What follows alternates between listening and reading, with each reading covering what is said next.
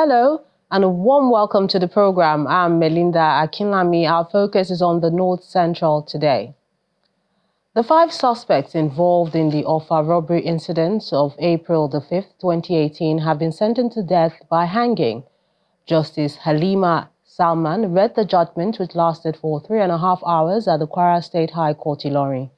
Briefing journalists, the prosecution counsel said various reasons ranging from COVID-19 and national assignments given to the judge informed the long process for the judgment. However, the representative of the defense counsel said the judgment will be appealed soon.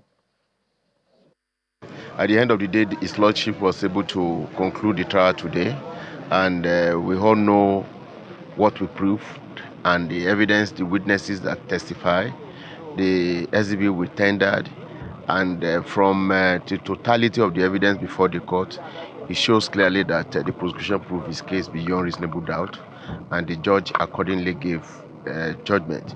But that is not the end of the thing, because they still have their right of appeal to Court of Appeal. They can still proceed even up to Supreme Court. In line with the evidence that is in court and vis-a-vis the evidence of the prosecutions and what have you, and the evidence before the court, we envisage that definitely it's going to be like this.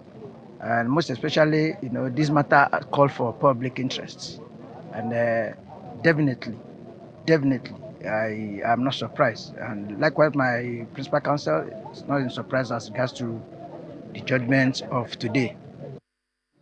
Troops of the armed forces and other security agencies have neutralized 1,937 terrorists, arrested 2,782 suspects, and rescued 1,854 kidnapped hostages, while 65 terrorist commanders were wiped off the battlefield. The Director, Defense Media Operations, Major General Edward Buba, told the news conference in Abuja that the offensive actions led to the death of several notable terrorist commanders and leaders. He also revealed that troops recovered weapons and ammunition. The federal government has filed a 16-count charge against former governor of Kogi State, Mr. Yahaya Bello. The charge filed before a Federal Capital Territory High Court, Abuja, borders on criminal breach of trust. The former governor is to face this fresh charge alongside 2 other officials from the Kogi State government. However, Mr. Bello's media office has accused the EFCC of being on a vendetta, as it appears desperate to execute a hatchet job for unknown interests. Meanwhile, civil society groups in Kogi State are appealing to the federal government to prevail on the EFCC to uphold its mandate of prosecuting corrupt persons instead of engaging in persecution of perceived enemies. Addressing a news conference in Lokoja, the state capital, the chairperson of the Kogi Women Group on Good Governance, Mrs. Tuka Grace, says the continuous attack on the former governor amounts to oppression. At a separate news conference, the Amalgamated Union of Concerned Kogi Citizens insists that attempting to arrest the former governor after he reported to the Commission's office in Abuja is a clear evidence of double standards. This is a gathering from across the state, spearheaded by the Kogi Women Group on Good Governance. The organization has convened this conference to address the issue of allegations of money laundering against former governor Yahaya Bello by the Economic and Financial Crimes Commission.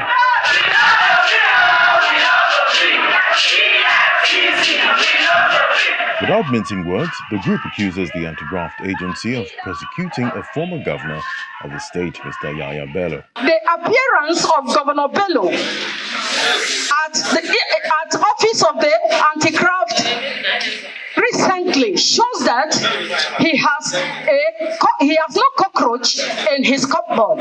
To our utmost concern as women and mothers in Kogi, we are, however, taken aback that the commission, having asked the governor in company of the present governor to take their leave, would, however, be made to face molestation by the anti-corruption agency. The group believes that the anti-graft agency is only on a witch-hunting exercise ahead of the 2027 general elections.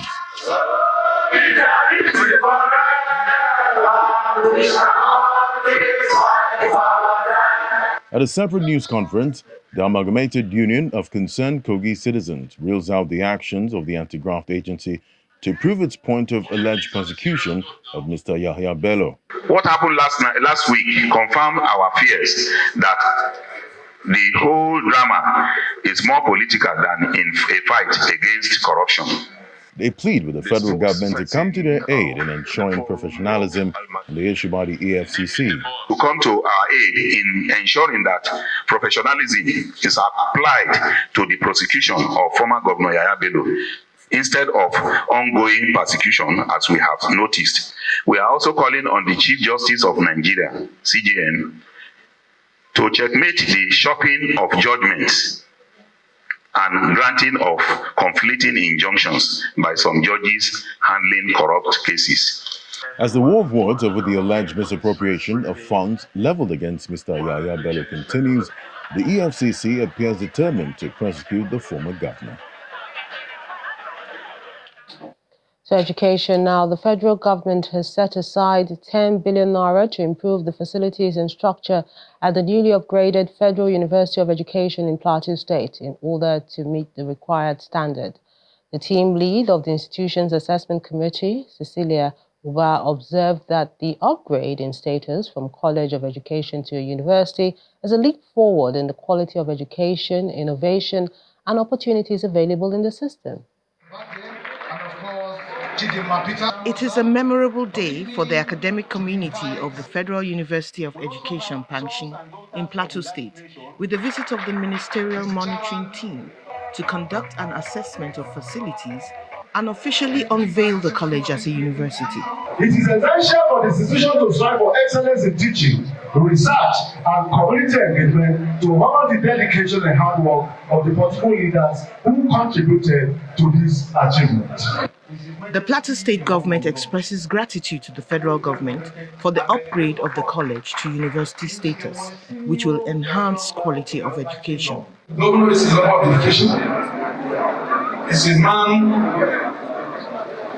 that breathes low, and you know what it takes to achieve this height. And I want to assure you that the governor and the government of Plateau State will give the college all the necessary support. The Director, College of Education in the Federal Ministry of Education, Cecilia Uba, conducts the unveiling alongside other members of the team.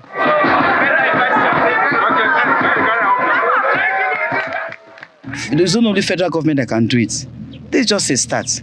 And we believe that other stakeholders will put hands also to upgrade the university. The member representing Pangshin Federal Constituency, Yusuf Gagdi, who sponsored the bill, believes the change of status will be of immense benefit to the academic community. Changing Federal College of Education Pangshin to Federal University of Education Pangshin means empowerment, means development, means progress, means educational attainment, means a lot to the people and means a lot to me, because it comes with a lot of dividends. It will come with a lot of goodwills in terms of infrastructural expansions, in terms of creating job opportunities and employment to citizens and people living within the catchment area, in terms of opening more waves and doors for academic attainment. The institution was established in 1974 as an advanced teachers' college. It later became a college of education and has now become a university of education. The Kwara State government has trained 100 extension agents and farmers on how to rear small animals and process crop residue for better yield. At the opening ceremony of the event held at the National Center for Agricultural Mechanization, NCAM, in Ilorin, crop residue crushers and other machines were distributed to the beneficiaries. Seated in this hall are the second batch of 100 extension agents and farmers trained by the Kwara State government across the 16 local government area of the state on how to rear small animals and process crop residue for improved utilization by the animals.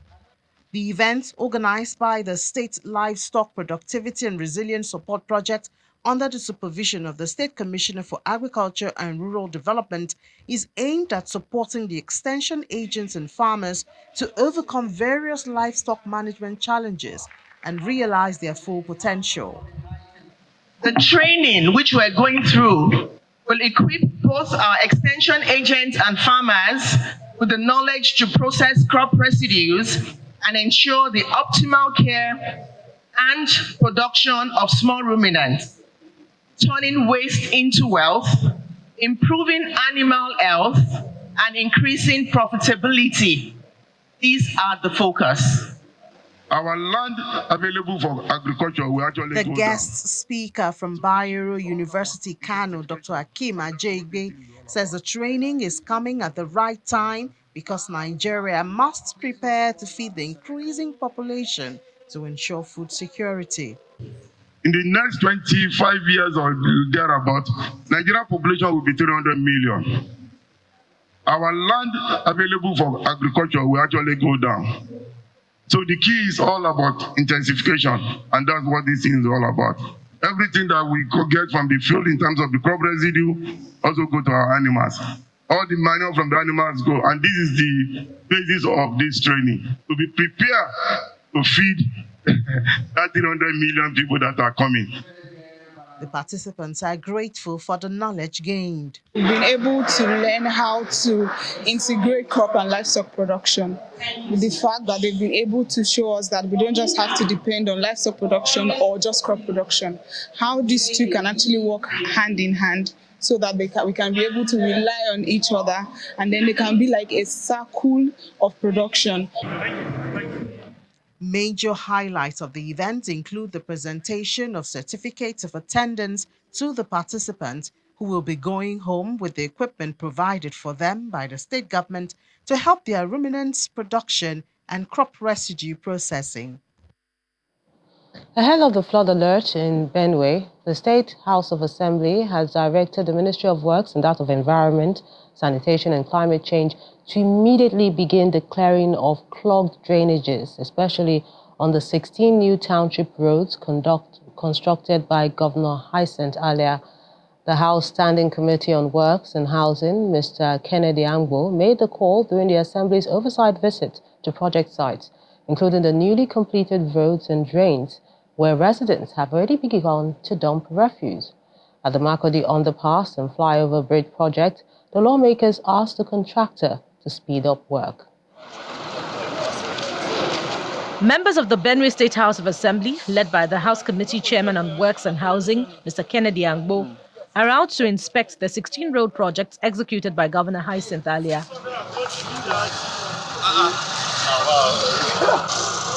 While carrying out the inspection exercise, they also embark on an assessment to ensure that the roads meet the 8.1 meter width dotted with concrete cast drainages, and continue the tour from Sir James Jopper Street to Lush Street to check out the road infrastructure.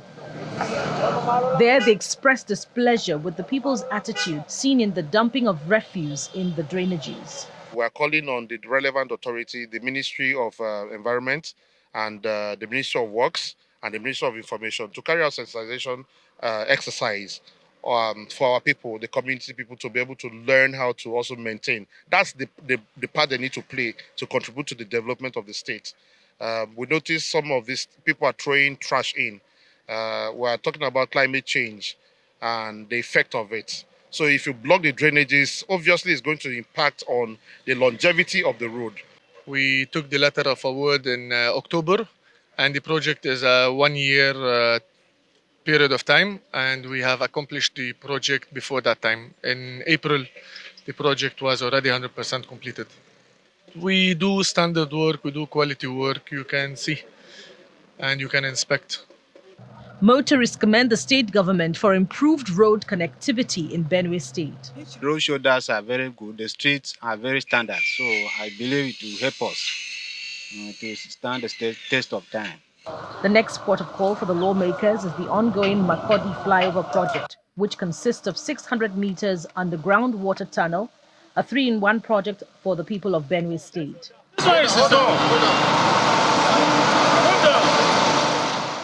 This project is like a combination of 3 projects in one location or in one project. We have here the diversion channel, 300 meter. We have another diversion channel, 300 meter. Okay, this one you have to do it even before you press on the project. Some projects are futuristic, and what the governor has done is that in the future, Benue will become a hub where people would come and buy produce and the rest. And so you will experience lots of traffic here. The population of Benue is spiking, and so we would expect that this is going to serve for the future. The flooding challenge in Benue State is gradually being addressed by the Hyacinth Alia administration with the construction of deep concrete cast drainages and the Idia Basin tributaries to redirect excess water from residential areas. Coming up on the program, some makeshift shops in Niger State have been demolished. We get details on that and other stories. Join us again.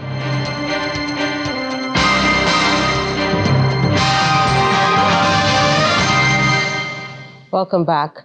A coalition of environmental activists under the aegis of Keep Benue Clean and the Nigerian Environmental Society has raised an alarm over dumping of waste materials on River Benue. The group warns against indiscriminate dumping of refuse, as Benue has been listed as one of the states to experience flooding this year. Refuse dumped out indiscriminately on River Benue, now spilling into the water body and moving towards the town along these tributaries. Fishermen are already finding their path from the increased water level into housing areas, as the Wurukum aperture adds to the problem of water pollution and flooding. A coalition of environmental activists under the aegis of Keep Benue Clean are at the Food Basket roundabout to raise awareness and clear the waste all through the footbridge. The cleanup exercise is also happening alongside the 2024 Cleanup Day. Of recent, we have been alerted that the Lagdo Dam and the Cameroons will soon be released, and about 11 states, including Benue State, is at risk of flooding. Now, one of the biggest challenges we are facing with flooding is the issue of pollution, blockage of drainage channels, and dumping of refuse into our water bodies. We're out here calling on all environmentalists, calling on the government, calling on leaders to checkmate what is going on. Our rivers need dredging. We need proper waste disposal systems so that waste is not dumped here. We need awareness. We need people to know that it's a criminal offense to dump waste in the water body or the river banks. Her team leads the cleanup campaign to mark this year's World Cleanup Day as they ensure the message is loud and clear. One of the environmentalists speaks on the need to get the residents to take cleanliness seriously.